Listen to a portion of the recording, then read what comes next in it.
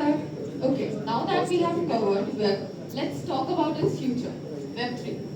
To guide us through blockchain, decentralization, and next-gen internet, we have Parth with us, who is a fourth-year student who has mastered various aspects of Web3. Over to you, Parth.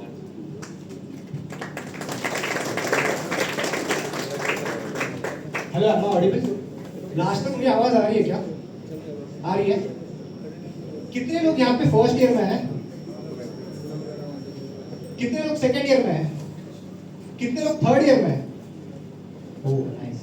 Fourth year में तो हम ही हैं। ठीक है, fourth year वाले कोई नहीं आता यहाँ पे सीखने के लिए, अभी वो सब प्लेसमेंट से लगे हैं। सो अभी एक बहुत अच्छा क्वेश्चन पूछा था कि मैं इलेक्ट्रॉनिक्स से हूँ, राइट? यू आस्क्ड क्या मुझे डेवलपमेंट में, क्या मुझे टेक में जाना चाहिए कि नहीं? First of all let me clear this, I am from electronics and communication branch. ठीक है, I would like to tell about me, थोड़ा बहुत मेरी जर्नी कैसी थी। In the very first semester I was just eager to learn coding languages. ये सब मैंने ट्राई किया, C plus plus and everything, Java वगैरह ट्राई किया, थोड़ा डीएसए ट्राई किया, मतलब मैंने सिर्फ एक्सप्लोर किया और कुछ नहीं किया। In second semester there is this blotic group. कितने लोगों को पता है ब्लॉटिक ग्रुप के बारे में? हमारे कॉलेज में ही है। So now it is community, but back then it was a startup. वो लोग जो फोर्थ ईयर में थे at that time, they were thinking, they wanted to make something which is, they wanted to make something that is educational in the Web3 source. So they were making communities and all, but I'll be very honest, वो मुझे भी पता था वो नहीं चलने वाला है, but I just tried it क्योंकि मैं एक्सप्लोर करना चाहता था कि स्टार्टअप में कैसे काम होता है, क्या होता है। I was not getting any incentives, मतलब छोटे मोटे इंसेंटिव सब वो थे, बट ऐसे कुछ पैसे नहीं मिल रहे थे मेरे को, but I tried it. So first year it was all about exploring कि मेरे को क्या करना है क्या नहीं। मैंने वेब डेवलपमेंट भी की है। जैसे ही मेरा फर्स्ट ईयर खत्म हुआ, जो फर्स्ट ईयर में हमें ब्रेक मिलता है, उसमें व्हाट आई डिड, उसमें I got an opportunity where someone was wanting कि उनका खुद का एक आर्टिकल का ब्लॉगिंग प्लेटफॉर्म था, दे वर रेडी टू पे मी। वहाँ से eight that time I was learning react, तो मैंने रिएक्ट के ऊपर बहुत आर्टिकल लिखे and in one single month I made like around 10K। And वो 10,000 रुपए लेके मैं सीधा गोवा में निकल गया वेब3 कॉन्फ्रेंस के लिए। सो वहाँ वेब3 कॉन्फ्रेंस एक इंडिया का बहुत बड़ा इवेंट रहता है। वो from there I got to know about कि लोग क्या कर रहे हैं, यहाँ पे कितना पैसा है, अगर आप लोग अच्छे से काम करते हो तो how much you can make. I was like really motivated कि भाई मेरे को भी यही करना है। एंड वहाँ से मेरा क्लियर था, but at the same time I was doing some open source contribution as well. मेरे सेकंड ईयर में, सॉरी सेकंड सेम में, there was this time change summer of code ऐसा था जो कि डुप्लीकेट था गूगल समर ऑफ कोड का, but वो इन वेब3 था, सिर्फ एवरीथिंग वाज अबाउट वेब3। So I did some contributions in there and उन्होंने मेरे को सिलेक्ट कर दिया for project intern. I went for 3 weeks in Hyderabad, उन्होंने सब स्पॉन्सर किया एंड एवरीथिंग एंड ऑल। सो वहाँ पे मैं गया and I work on basically Web2 stuff only because वो लोग BSV पे काम कर रहे थे जो कि ब्लॉकचेन ही है, but it is on Bitcoin, so आपको रश वगैरह वो सब मेरे को जमा नहीं। So I actually work in mostly in Web2 only। SweatKit के ऊपर मैंने काम किया, पूरा UI उनका बना के दिया था। And after this जैसे ही मैं वहाँ से वापस आया, I went all in learning Solidity, learning EVM, what exactly is Ethereum, पूरा मैं ब्लॉकचेन में शिफ्ट हो गया in second year. So this was all about my journey and from my fourth semester 2024 के स्टार्टिंग से I got into security research, जहाँ पे you audit protocols. And वहाँ पे मैंने देखा कि this is the field where I do not, अच्छा हाँ one more thing, there is this chain risk company where also at that time I also work there for 1 month as their intern as Devrel। तो मैंने Devrel भी किया है 2 बार and मैंने एक बार as a developer भी काम किया है in Hyderabad. So this was all about me and right now I am working as a security researcher independently. So yeah this was all about me. So that मैं आपको बस ये बोलना चाहता हूँ कि डजंट मैटर आप कौन से ब्रांच से हो, लाइक इवन मैकेनिकल से हो, केमिकल से हो, कोई फर्क नहीं पड़ता। अगर आपको सच में टेक में करना है ना, तो अभी बहुत सारे अपॉर्चुनिटीज है, आपको बस प्रॉपर गाइडेंस चाहिए, you just have to connect with right people. So yeah I just told this in brief so that everyone should believe कि कर सकते हैं, अगर करना है तो, डजंट मैटर कौन सी ब्रांच है। So first of all we will be starting with our presentation कि यहाँ पे डोमेन ओवरव्यू की क्या ही है, मतलब ब्लॉकचेन क्या है। किसी को भी आइडिया है क्या ब्लॉकचेन क्या है? बेसिक आइडिया, ठीक है कोई बात नहीं। It's a decentralized transparency user ownership, खुद के ऊपर आपका रहता है सब कुछ। So you can like transparency in the sense कि अगर मेरा किसी के पास मेरा पब्लिक एड्रेस है, they can literally check how much balance I am having in my wallet. इतना मतलब कि होता है ट्रांसफर लेवल एंड डिसेंट्रलाइजेशन रहता है, कोई सेंट्रलाइजेशन नहीं रहता है। जैसे अभी अथर्वा ने भी बताया आप लोगों को कि आपकी जो भी डेटा है एक पर्टिकुलर सर्वर में जाके स्टोर होता है इंस्टाग्राम में, राइट? बट हियर ऐसा कुछ नहीं होता है, it is spread all across the nodes. So यहाँ पे कोई हैक नहीं हो सकता on blockchain until unless blockchain लिखने वाले ने इंफ्रा में ही गलती कर रखी हो, otherwise there is no way कि हैक्स हो सकते हैं। And we will come to this later again. 4 बज गए, ठीक है। ठीक है, ये permission, this is all basic stuff यार। लाइक क्या क्या यूज केसेस है। डिसेंट्रलाइज्ड फाइनेंस के बारे में किसी ने सुना है? डीफाई सुना है, राइट? कैसे होता है पता है? We will take one example lending borrowing का बाद में कि डिसेंट्रलाइज्ड फाइनेंस कैसे काम करता है। Basically I will tell you, mainly ये जो भी ब्लॉकचेन है ना, ये वेरिफिकेशन में काम आने वाला है। जीरो नॉलेज किसको पता है? जीरो नॉलेज में भी वेरिफिकेशन का काम होता है। एंड फाइनेंस में तो मैंने अभी जैसे बताया डिसेंट्रलाइज्ड फाइनेंस है, यहाँ पे कोई बीच में एंटिटी नहीं रहती है। जैसे if you wanted to take a loan, you have to go to bank, there they are the center entity. But यहाँ पे ऐसा नहीं हो सकता है, होता है you do things without any permission, which we will see later. Getting started. Prerequisite क्या है? लिटरली जीरो, कुछ नहीं चाहिए। बस आपको सीखने की इच्छा होनी चाहिए एंड थोड़ी अगर आपको प्रोग्रामिंग दूसरे मतलब प्रोग्रामिंग लैंग्वेज से बेसिक्स पता है, सो इट्स वेरी गुड। आप सॉलिडिटी जल्दी सीख जाओगे, आप रस्ट जल्दी सीख जाओगे, गो जल्दी सीख जाओगे, whichever blockchain you are going to work on. जैसे फॉर एग्जांपल इथेरियम के लिए Solidity you have to learn, for Solana you have to learn Rust, you know. So ये फर्स्ट स्टेप फॉर बिगिनर्स, ये क्या है? So this is like आपके blockchain fundamentals जो है क्लियर होने चाहिए कि स्मार्ट कॉन्ट्रैक्ट्स क्या है। जैसे स्मार्ट कॉन्ट्रैक्ट्स में आपको बता देता हूँ शॉर्ट में क्या है। आप अगर एक कोड लिखते हो, अगर आपने आपकी वेबसाइट यू नो लॉन्च कर दी, if there is a bug, आप लोग क्या करोगे? आप उसको फिक्स करोगे, राइट? बट स्मार्ट कॉन्ट्रैक्ट में ऐसा नहीं है। जो एक बार हो गया, चला गया ऑन चेन, आपको अब अगर उधर कोई बग है तो वो हैक होगा एक तो, या तो उनको पूरा प्रोटोकॉल पॉज करना पड़ेगा in order to make a complete new smart contract and they have to launch it again. अगर उसमें कोई भी bug रह गया, it is supposed to get hacked and that's why there are a lot of audits for every DeFi protocol and that's what I do right now. I do audit for the protocols for the smart contracts. So yeah, this was all about it. मैं आपको एक चीज बोलूँगा, जैसे ही आप घर पे जाओगे ना, मेटामास्क एक एप्लीकेशन है, आपके ऐप स्टोर पे भी मिल जाएगी आपको, यू इंस्टॉल इट एंड आप ट्राई करना कि कैसी चीज़ें होती है इन Web3।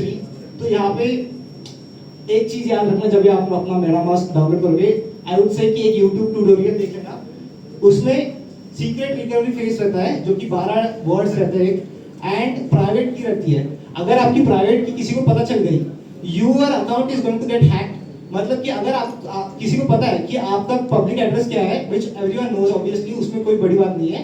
इफ आई वांट कि मेरे को कोई भी बंदा शेयर मतलब कि pay me right in USDC in stable coin, then I will have to share my address, right, which is public address. But if he knows my private key as well, then he can access my account. So ये सब चीजें थोड़ी सी dangerous लगती है starting में Web3 में, मतलब अभी भी मुझे लगती है। So you have to keep these things in mind and you have to work, like think very properly and save everything very properly. Road maps बहुत अच्छे से है, मतलब इसमें रोड मैप्स में आई विल टेल यू बहुत सारा है। लाइक किसको ये है कि भाई मेरे को टेक्निकल में ही पूरा जाना है, मतलब पूरा कोड एंड हार्ड कोड यही जाना है, हाथ ऊपर करो, ठीक है। किसको किसको चाहिए कि मैं ना डेवलप, मैं ऐसी कंपनी में काम करूं जो कि टेक में है, but I do not want to code every day, I wanted to be on something which is code as well as थोड़ा marketing side as well. Great, मेरे को यही करना था पहले, but then I switched. That's the reason I was 2 times I have been applied for this DevRel only in my past companies. So देखो, सबसे पहले स्मार्ट कॉन्ट्रैक्ट डेवलपर्स है, ये लोग सिर्फ स्मार्ट कॉन्ट्रैक्ट लिखते हैं, ये सिर्फ सॉलिडली लिखेंगे, ये सिर्फ रस्ट लिखेंगे, ये कोई यूआई नहीं डिजाइन करेंगे, ये कोई फुल स्टैक नहीं करेंगे। These people will only and only write smart contracts, right? And as I told you, they are having great responsibility। अगर उन्होंने गलतियां कर दी and अगर bugs लगे, like every 10 days there is always one hack that is happening on chain by black hats, and we are the white hats, we have to save it। So yeah, but once it is hacked, that cannot be saved। Before deploying on chain आपको audit करना पड़ता है आपके protocol का। Then is full stack blockchain developer। So इसमें जिसको जिसको web 2 आता है, फ्रंट एंड आता है, बैक एंड आता है, ग्रेट। अभी आप क्या कर सकते हो, अभी आप smart contracts, how to write, how to develop smart contract, how to deploy smart contracts, ये सीख के you can get a job, you can apply for full stack blockchain developer. मतलब आपके पास में ऑलरेडी वेब 2 की एग्जिस्टिंग नॉलेज थी, अभी आपने बस स्मार्ट कॉन्ट्रैक्ट सीखे, हाउ वेब 3 वर्क सीखा, ये सब कुछ सीखा, now you are full stack developer, great. उसके बाद में security researcher, auditor, which I do right now. We just audit protocols and we try to find bugs, as many bugs as possible before protocol launches on chain, so that when the protocol goes on chain they do not get hacked। And yeah, that's pretty much developer relation। as I told you, developer skills plus management skills, आपकी community skills बहुत अच्छी होनी चाहिए, then you can manage these things। Also one more thing, अगर आप लड़की हो, मतलब अगर आप गर्ल कैटेगरी में हो, तो this field is great, girls को बहुत ज़्यादा अपॉर्चुनिटी मिलती है।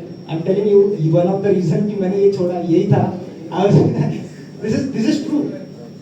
And product manager, DeFi analyst, core infra, blockchain, these are all things। And last में आप hackathons कर सकते हो, बहुत सारे hackathons होते हैं। And अगर आपने hackathons में अच्छा कर लिया, जिस भी चेन पे आपने आपका प्रोटोकॉल बना दिया है, अगर उन चेन वालों को आपका प्रोटोकॉल अच्छा लग गया, तो they will fund your protocol, they will fund you, you will be founder। So yeah, these are all the opportunities I would say। See, ये लोगों ने आपकी QR लगा दिया, but I will tell you कि आप जब ये QR स्कैन करोगे आपको क्या क्या मिलेगा। I actually bifurcate कर लिया था मैंने इसको, but because यहाँ पे QR है, देखो इसमें टोटल में कोर्सेज एंड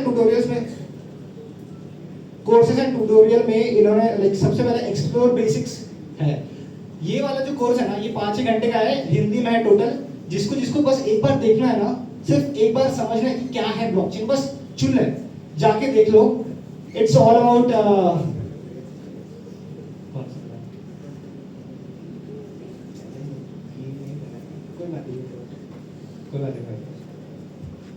आप लोग एक बार उसको देख लेना। एंड उसके बाद में एक साइफरिन अपड्राफ्ट का मैंने पूरा लगाया है, जिसमें फुल्ली टेक्निकल है, आपको जो सीखना है बेसिक से लेके एकदम एडवांस तक उसमें सब कुछ है। देन वेबसाइट्स में मैंने अपने आर्टिकल्स लिखे हैं सॉलिडिटी के, how solidity works and everything, we can also read about that. Then एक मास्टरिंग इथेरियम बुक है, फिर all this things are there. And then communities and forums में मैंने ट्विटर बोला है, भाई ट्विटर ज्वाइन करो, because 95% of the opportunity, 95% of money I've made, it's all about from Twitter only। Like 95 क्या 99 भी अगर बोले तो भी कोई गलत नहीं होगा। Like literally every penny I have made, it's from Twitter clients and through Twitter। So yeah, अभी हम लोग एक केस स्टडी करते हैं। Tell me कि अगर आपको लोन चाहिए आज के डेट में, how you will get a loan? Because we are यहाँ पे हम लोग केस स्टडी जो है कर रहे हैं, वो एक लेंडिंग बोरिंग प्रोटोकॉल का केस स्टडी कर रहे हैं। सो इफ यू वांट लोन, आप क्या करोगे? सबसे पहला स्टेप आपके क्या रहेगा? उसके बाद से अपना डालेंगे कि भैया मेरे लोन चाहिए। हाँ, लोन चाहिए, पर आपको लोन क्यों देंगे? आपके पास में कुछ एसेट तो है, मॉर्गेज रखने के लिए एसेट होना चाहिए। हाँ, ऑब्वियसली आपका घर हो सकता है, आपके मार्केट लैंड हो सकता है, ऑब्वियसली सब कुछ हो सकता है। तो बट जैसे मैंने बोला, Web3 is all about permissionless. यहाँ पे आप नो वन नोज यू कि मैं पर्सनली लोन ले रहा हूँ, मेरे को कोई नहीं जानता। एवरीवन नोज कि मेरा एक 20 बाइट्स का एड्रेस है, पब्लिक एड्रेस है, इस बंदे ने कहीं तो लोन, इस बंदे ने लैंड कर रखा है या फिर बोरो कर रखा है। सो अभी यहाँ पे कैसे होता है काम, I will tell you guys कि सबसे पहले फ्रॉम बोरोवर्स पर्सपेक्टिव, यहाँ पे अगर मेरे को एक टोकन ए है और एक टोकन बी है, मेरे को टोकन बी जो है एज अ कोलैटरल देना है एंड उसके बदले में मुझे टोकन ए एज अ बोरो करना है। सो यहाँ पे कैसे काम होता है, अगर हम लोग नॉर्मल वेब 2 के वर्ल्ड में या फिर रियल वर्ल्ड में देखें, सो इफ यू वांट कि आपको 1 करोड़ का लोन चाहिए तो आपका घर आप पूरा स्टेट पे अगर 1 CR का है तो आप पूरा लगाओगे, राइट। बट यहाँ पे ऐसा नहीं है। अगर यहाँ पे ऐसा होता है तो इट्स लाइक कोई भी लोन क्यों रीपे करेगा अगर सेम पे करना है तो। सो आपका कभी कोलैटरल ओवर कोलैटरलाइज्ड होता है। मतलब अगर आपको 1:1 का टोकन का रेशियो है, टोकन ए टोकन भी 1:1 का है, so if you are taking 100 tokens as a loan, then you will have to stake, you will have to over collateralize 150%. Like अगर just an example I'm giving. उसके बाद में boring के point of view से पहले देखते हैं कि कैसे होता है। सबसे पहले एक यूजर आता है एंड उसके बाद में ही just according to whatever the loan to value ratio, जो भी प्रोटोकॉल का है, आवे कंपाउंड, सीलो में मैंने खुद भी ऑडिट किया है। उसमें सबसे पहले यू हैव टू अंडरस्टैंड कि आपको वो परसेंटेज दे रहा है and you can then borrow and after one year और according to whatever the particular interest rate you are going to pay that, right? That's pretty much about borrowing. Repayment जब आप करोगे तो आप टाइम ऑफ हो गया guys. मेरे पास तो पूरा मैथ्स करके रखा है मैंने।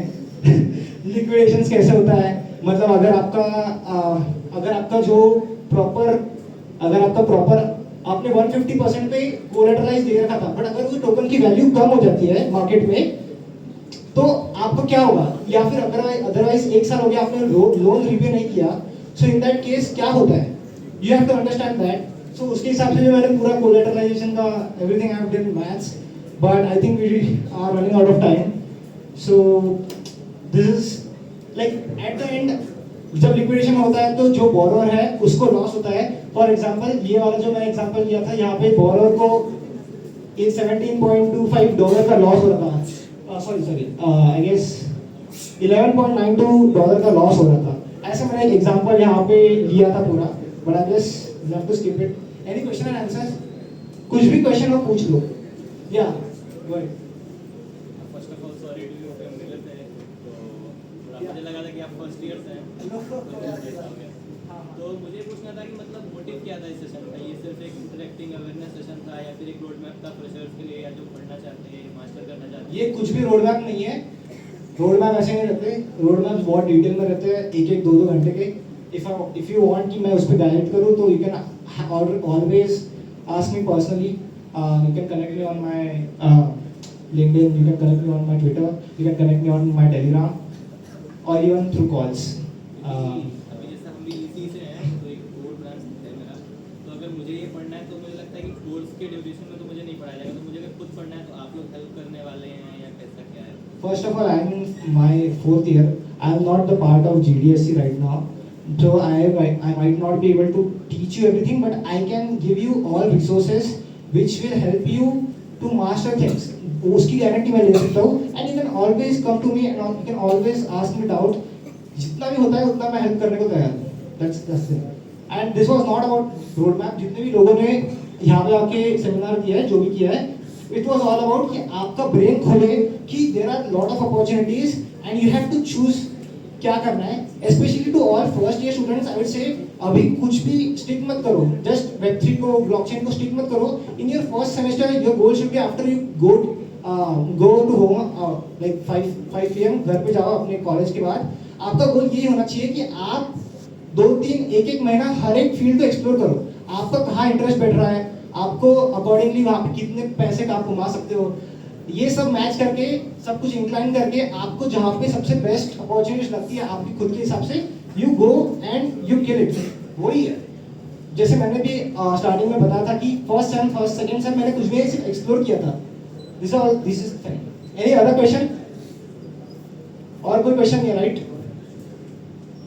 ठीक है, मैं बाहर खड़ा रहूंगा, अगर कोई भी क्वेश्चन है तो तभी पूछ सकते हैं।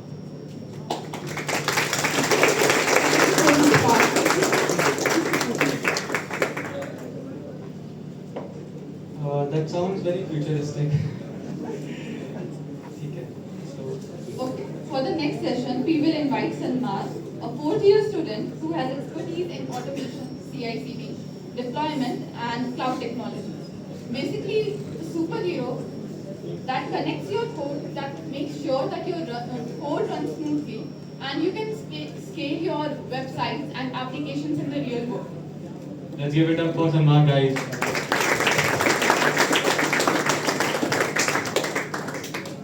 So hello everyone, I am Sandeep Paranjpe. I am currently interning at FinFactor Technologies, and I am also certified cloud practitioner, and also I am well versed with Kubernetes. So today I will walk you forward with the DevOps roadmap.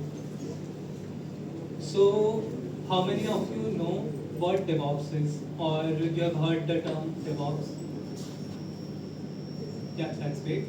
So DevOps is basically process, or we can say it's a culture that is highly adopted by different organizations, that is streamlining the processes of development team and the operations team, and the development team that is responsible for developing the artifacts and also adding new features, and the operations team rolls out all the features and the code changes to the production and eventually to the end users. So DevOps automates this all stuff. So what are the benefits of adopting DevOps is faster release cycles, improved collaboration, like the releasing time, the cycle time for the releasing will be reduced, and we can have more cycles in a week, and also there is automation, so there is less human intervention, so the less number of errors. Also, we can create monitoring dashboards, different monitoring dashboards for different stakeholders like the development team, operations team, and also for the managerial roles. And at the end of the DevOps cycle, there is a feedback that helps in improvement of the artifact. So basically, what developer basically puts the changes to the source code management tools. One of them is GitHub. GitHub is widely used for source code tracking. Like you put your changes into GitHub and then deploy it. And if the changes fail, you can roll back to the previous version. So in GitHub, there are merge conflicts. You need to be aware of how to resolve them, and you need to be aware how to work with remote repositories, and eventually the source code management tool contains the code for the application, and that would be basically deployed to the production environment. In this case, the cloud provider. There are mainly three top providers, that are AWS, Azure, and GCP. You can learn any one of them. And in cloud provider, you must be aware of how to provision infrastructures like virtual machines, databases. Like you can also publish your personal projects onto cloud, and you can learn basically cloud via going through a certification path of the cloud provider. And there is identity and access management. That is, organization have different people, stakeholders, employees. So every employee has their own account, and there is a rule of least privilege rule. That is, only the required amount of access is granted to that user. So this comes under identity and access management. And there is also a concept of private and public cloud. So in that, we cannot access the private cloud or the instances in the private cloud. We need a jump box or jump server. By that we can access it. So you need to be aware of that if you are planning to go with the DevOps roadmap.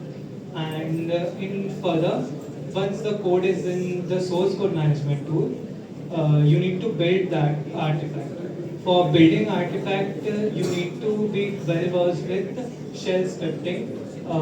In shell scripting, you need to be well versed with the file system handling, to handle the artifacts and publish it to the artifact repositories, and also you need to install or update or manage different packages onto the servers or virtual machines